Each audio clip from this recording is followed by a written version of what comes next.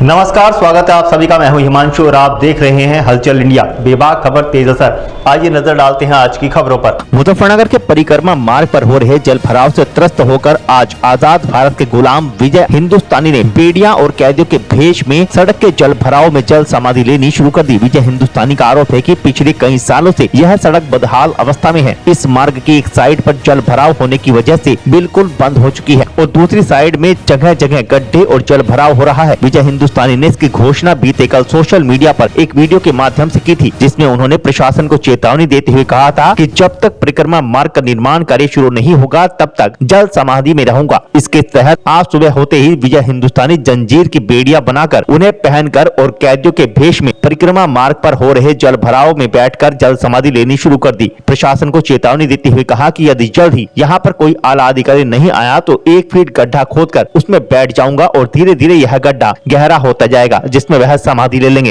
ये मामला इसलिए है, लगभग 2 साल हो चुके, ये सड़क बिल्कुल जर्जर हालत में है। योगी जी का सख्त आदेश है, प्रदेश के किसी भी सड़क में गड्ढे नहीं होना चाहिए, लेकिन इस सड़क में तालाब बन चुका है। ये कहने में दुर्भाग्यपूर्ण है। यहाँ पर कॉलेज भी है और यहाँ पर कहीं ना कहीं मुजफ्फरनगर की जनता, गरीब किसान मजदूर, किसी की रिक्शा पलट रही है, किसी का ट्रैक्टर फंस रहा है, किसी की बाइक पलट रही है। कहीं ना कहीं इसके लिए अधिकारी जिम्मेदार है। वे अधिकारी इस सड़क को क्यों नहीं बना रहे हैं? कहीं ना कहीं मुख्यमंत्री के आदेशों पर धज्जियां उड़ाई जा रही है। और आज आप देख सकते हो, लगभग ये पानी इतना तालाब में पानी होता जितना इस सड़क में हो चुका है। आपने जंजीरें पहनी हुई है, किस तरह और किस तरह का ये रोप है? ये जितने छात्र यहाँ पर है, कहीं ना कहीं इनके भविष्य पर जंजीरें डाल दी गई है, यहाँ की नगर पालिका के द्वारा, यहाँ की सरकार के द्वारा, क्योंकि इनका भविष्य इस समय कहीं ना कहीं वो खिलवाड़ हो रहे हैं उनके साथ में। ये कहीं ना कहीं जब विद्यालय से जाते हैं, स्कूल से जाते हैं, तो कहीं ना कहीं इनको पानी में होकर गुजरना पड़ता है, हादसे होते हैं। कहीं ना कहीं छात्रों के भविष्य का सवाल है और ये जंजीरें इनके विचारों पर, इनके एजुकेशन पर डाली गई है।